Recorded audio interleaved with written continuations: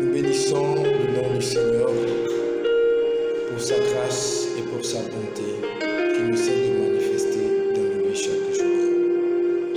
On a envie de célébrer ton nom, notre Père et notre Dieu, pour ce moment que tu permets encore, ce moment de méditation, ce moment d'enseignement, ce moment éternel où tu fortifies, Seigneur, nos fondements, où tu fortifies notre croyance, Père. Et tu nous éduques, tu nous orientes, tu nous montres, Seigneur, le chemin à suivre au travers de ta parole, qui est une lumière à nos pieds, Seigneur, et une lumière qui éclaire notre sentier. Béni sois-tu pour ce que tu fais au nom de Jésus. Amen. Amen. Merci. Nous voulons célébrer le nom du Seigneur ce jour qui nous fait cette occasion-là de pouvoir méditer ensemble la parole de Dieu.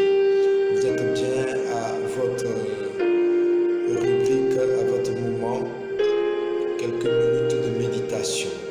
Voilà, ce jour, nous allons prendre nos Bibles dans le livre de Éphésiens 6, à partir du verset 10. Voilà, et nous lisons la parole de Dieu. Au reste, fortifiez-vous dans le Seigneur et par sa force toute puissante. Revêtez-vous de toutes les armes de Dieu afin de pouvoir tenir ferme contre les ruses du diable.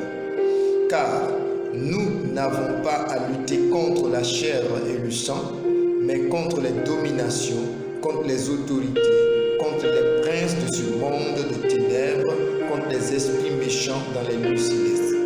C'est pourquoi prenez toutes les armes de Dieu afin de pouvoir résister dans le mauvais jour et tenir ferme après avoir tout surmonté. Tenez donc au faible, ayez à vos reins la vérité pour ceinture, revêtez la cuirasse de la justice, mettez pour chaussure à vos pieds le zèle que donne l'évangile de paix. Prenez par-dessus tout cela, le bouclier de la foi avec lequel vous pourrez éteindre tous les traits enflammés du malin. Prenez aussi le casque du salut et l'épée de l'esprit qui est la parole de Dieu. Amen. Amen. Amen. Voilà, c'est dans le livre d'Éphésiens 6, verset 10 au verset 17. Amen. Nous prions pour la parole. Notre Père et notre Dieu, nous bénissons ton nom. Nous te rendons toute la gloire, Père, pour cette parole, Seigneur, que tu nous donnes de méditer en ce jour. Seigneur, nous te prions que tu puisses nous orienter, que tu puisses nous conduire, que tu puisses nous guider, Seigneur, dans la méditation de ta parole, et que la gloire te revienne, éternel mon Dieu, à la fin de ces instants, au nom de Jésus. Amen. Amen. Amen. Voilà. La parole de Dieu déclare, au reste, fortifiez-vous dans le Seigneur et par sa force toute puissante, revêtez-vous de toutes les armes de Dieu afin de pouvoir tenir ferme contre les ruses du diable. Le thème de mon message aujourd'hui, c'est en fait contre qui devons-nous prier et quelles sont les armes nécessaires pour le combat spirituel. Donc je reprends, contre qui devons-nous prier? Donc devons-nous combattre? Et quelles sont les armes nécessaires pour le combat spirituel? Dans le passage que nous venons de lire tout à l'heure, nous voyons très bien que au niveau du verset 12, il est dit, car nous n'avons pas à lutter contre la chair et le sang, mais contre les dominations, contre les autorités, contre les princes de ce monde des ténèbres, contre les esprits méchants dans les lieux célestes. Nous n'avons pas à lutter contre la chair et le sang. Nous n'avons pas à lutter contre la chair et le sang. Nous n'avons pas à lutter contre nos frères. Nous n'avons pas à lutter contre des personnes non semblables. Non. Mais plutôt nous avons à combattre contre les esprits méchants, contre les autorités, les dominations, les princes de ce monde qui se trouvent dans les lieux célestes. C'est contre eux que nous devons combattre, frère. C'est contre eux que nous devons combattre, ma soeur. Oui, tu traverses une situation. On peut te dire, oh, cette situation a été provoquée par l'un de tes frères, a été provoquée par ta soeur, par ta mère, par ton ami, je ne sais qui. Mais tu ne combats pas contre cette personne. Tu ne combats pas contre la chair et le sang. Mais tu combats plutôt contre l'esprit qui s'est tenu derrière cette personne. Tu combats plutôt contre les dominations de ce monde. Tu combats contre les autorités de ce monde, les princes de ce monde qui se trouvent dans les lieux célestes. C'est contre eux que tu dois combattre. C'est contre eux que tu dois combattre. Il faut savoir orienter son combat. Il faut pouvoir savoir orienter son combat. Lorsque tu as un sujet de prière et que tu dois prier, il faut pouvoir orienter son combat. Il ne faut pas orienter son combat contre la chair et le sang, mais plutôt il faut orienter son combat contre cette domination qui se situe dans les lieux célestes. C'est cela même qui a une influence véritable sur nos vies. Ils ont la capacité de nous ôter nos âmes, ils ont la capacité de nous détourner du salut. Alléluia. C'est pourquoi, en tant que chrétien, il faut savoir orienter ses prières. Il faut savoir orienter son combat. Éphésiens 6, verset 12 nous dit, car nous n'avons pas à lutter contre la chair et le sang. Nous n'avons pas à lutter contre la chair et le sang, mais contre les dominations. Qu'est-ce qui te domine? Qu'est-ce qui te domine? Qu'est-ce qui prend autorité de ta vie? Qu'est-ce qui a pris le contrôle de ta vie? Au point où tu n'as pas la possibilité de faire l'œuvre de Dieu. Au point où tu es obligé de te fourvoyer dans des choses qui ne sont pas à la gloire du Seigneur. Il faut se poser la question. Il faut analyser sa vie. Il faut analyser sa situation et se demander, mais attendez, qu'est-ce qui domine de moi? Est-ce l'impudicité qui domine de toi? Qu'est-ce qui domine de toi? Il faut se poser cette question. C'est très important de se connaître. C'est très important d'identifier le problème. C'est comme à l'hôpital. Quand on va à l'hôpital, on ne nous soigne pas au hasard. Non. Quand tu pars à l'hôpital, on ne vient pas te piquer des piqûres parce qu'on doit te piquer des piqûres. Non. Le médecin va chercher tout d'abord à identifier le mal. Qu'est-ce qui ne va pas dans ta vie? Tu étais un bon chrétien. Tu t'es engagé dans l'œuvre du Seigneur. Mais tu as toi-même remarqué que tu as baissé dans la prière. Tu as remarqué que tu as refroidi. Tu as remarqué des problèmes dans ta vie. Tu te donnes à chaque fois dans ton travail. Mais malgré tous tes efforts, ton patron ne reconnaît pas ces efforts. Mais au contraire, on cherche à te mettre des bâtons dans les roues. Tu as sémé dans la maison du Seigneur et tu n'as pas encore récolté. Pendant ce temps, ta vie n'est que misère. Ta vie n'est que problème. Ta vie n'est que désillusion.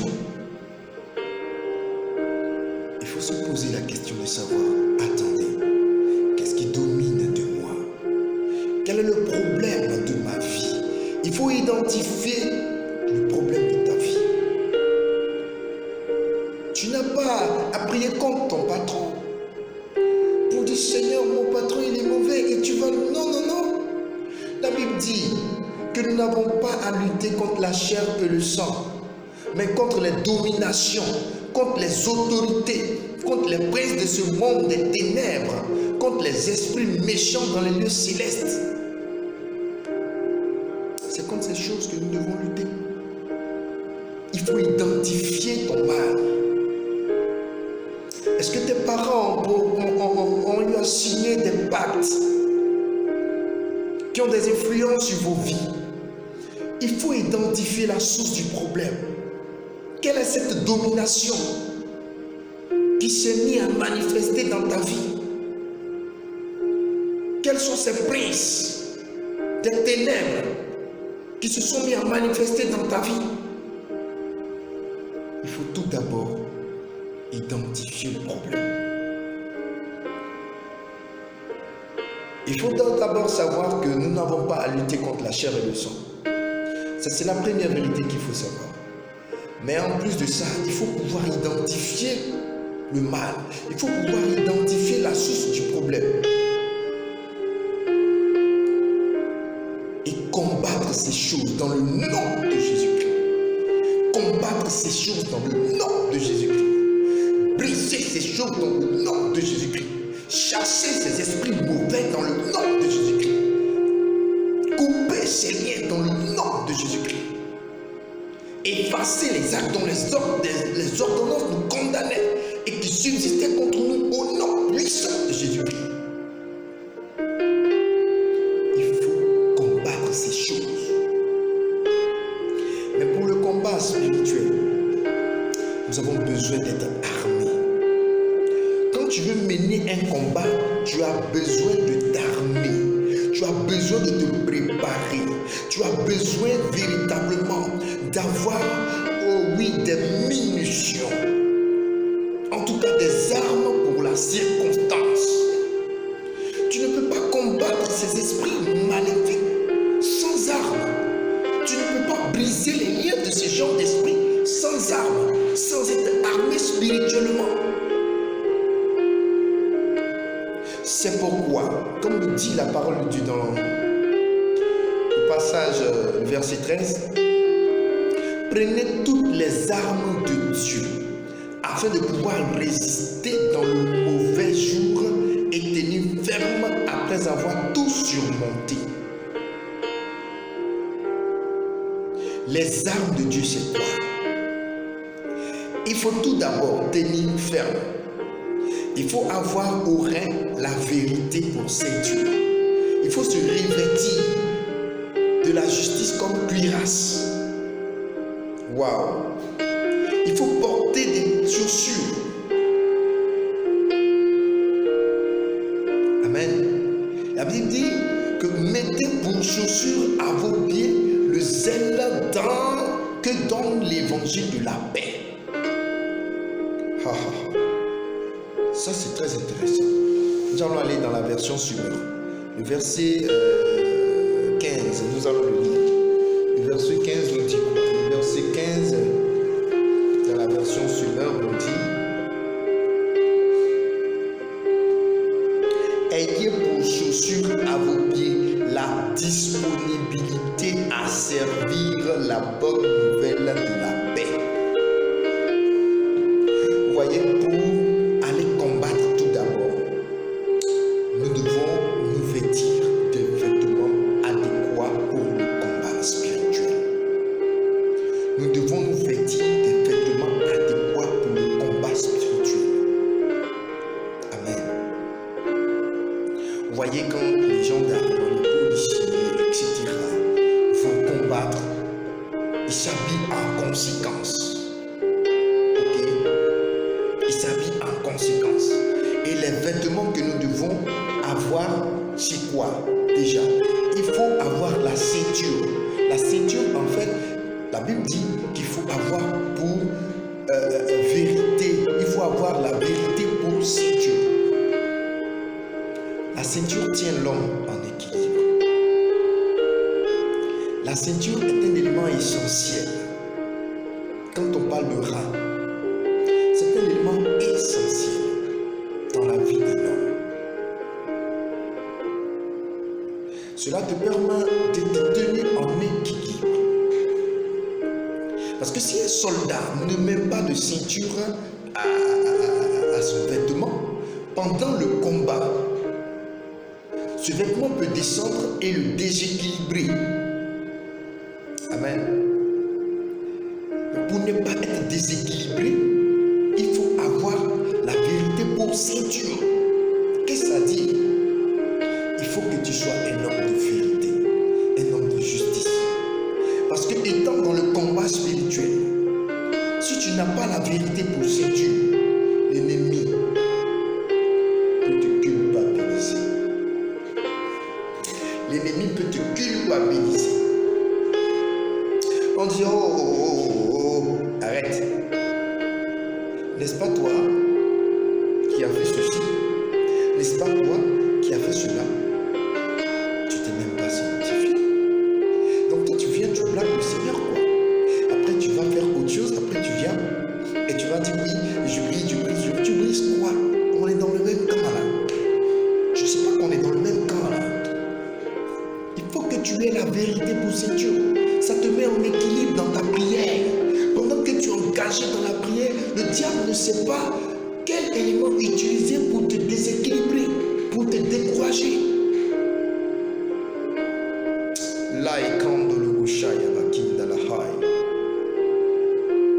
Est-ce que vous comprenez? Mais pendant que tu es engagé dans la prière, le diable t'envoie une petite pensée pour dire hey, tout à l'heure, tu as oublié ce que tu as fait. Mais qu'est-ce que tu es en train de faire? Comment est-ce que tu joues? Tu es tout de suite déséquilibré, désorienté. Tu commences à te culpabiliser et l'ennemi prend le dessus sur toi. C'est des combats.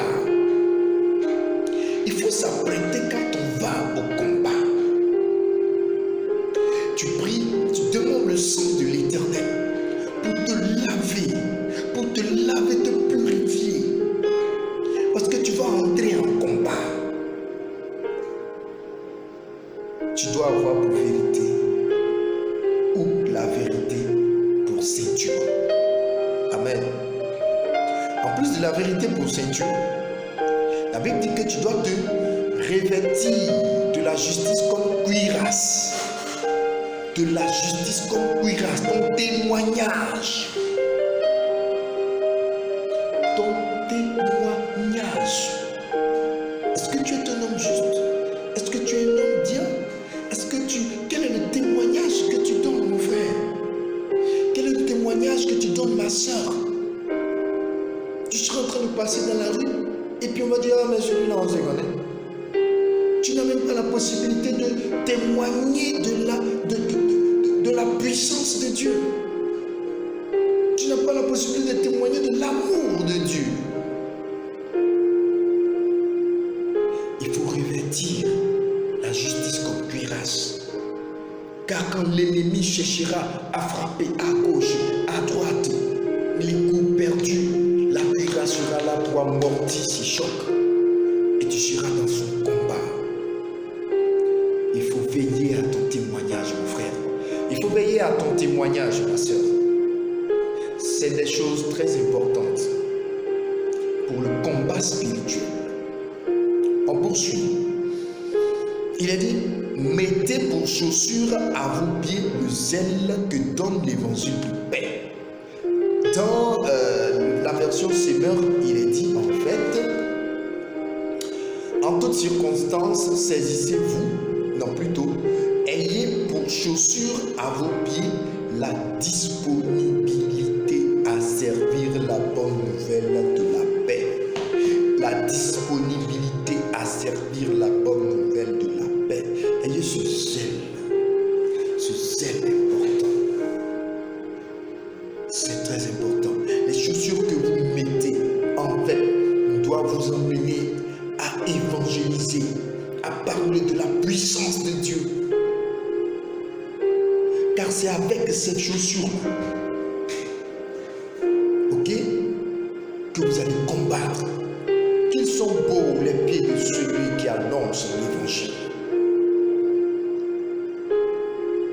Il faut annoncer l'évangile. Il faut s'apprêter. Parce que l'annonce de l'évangile déjà est un combat. Quand tu combats spirituellement, quand tu proclames la bonne nouvelle, pour dire que Jésus est Seigneur, il est capable de délivrer. En fait, c'est la foi que tu manifestes en sa puissance. Mais ce zèle-là, il faut l'avoir dans le combat spirituel. Amen. Amen. Et au verset 16, il est dit, prenez par-dessus tout cela le bouclier de la foi, avec lequel vous pourrez éteindre tous les traits Prenez aussi le casque du salut et l'épée du Saint-Esprit, qui est la parole de Dieu. Prenez l'épée du Saint-Esprit, qui est la parole de Dieu. Prenez l'épée du Saint-Esprit, qui est la parole de Dieu. La parole de Dieu. Frère, si tu veux combattre, il faut méditer ta parole. Si tu veux combattre spirituellement, il faut méditer la parole de Dieu. Si tu veux être efficace dans ce combat, il faut méditer la parole de Dieu. Il faut méditer la parole de Dieu. La foi que tu dois avoir, c'est une foi, oui, qui se présente comme un bouclier. Quel que soit tout ce qu'on te dira, quel que soit ce que tu verras, quelles que soient toutes les situations qui se passeront devant toi, qui auront pour objectif de te décourager, qui auront pour objectif de te dire ce n'est pas la peine. Ta foi doit dire: oui, je crois en Jésus. Je sais qu'il est fidèle. Je sais qu'il a la possibilité de me soutenir dans ce combat. Je sais qu'il mène ce combat avec moi. Et tu prends l'épée du Saint-Esprit. C'est des paroles que tu prononces pour briser l'ennemi. La Bible dit que les armes avec lesquelles nous combattons ne sont pas charnelles, mais elles sont puissantes par la vertu de Dieu. Oui, c'est par ces armes-là sont puissantes par la vertu de Dieu. C'est la foi à ces paroles qui te donne la victoire. C'est très important, mon frère, ma soeur, c'est très important. Il faut considérer ses paroles. Il faut méditer sa parole. Méditer la parole de Dieu. Car elle est constituée, elle est présentée ici comme l'épée du Saint-Esprit.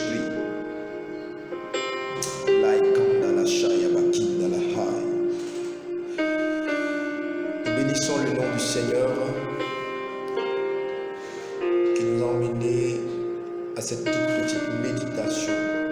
Et nous prions que Dieu nous ouvre les entendements et puisse nous communiquer la vérité de l'Évangile.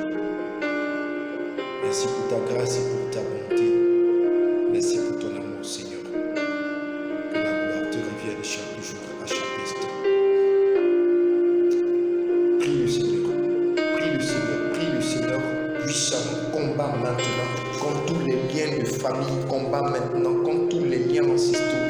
Brise tous ces liens dans la non-puissance du Seigneur Jésus.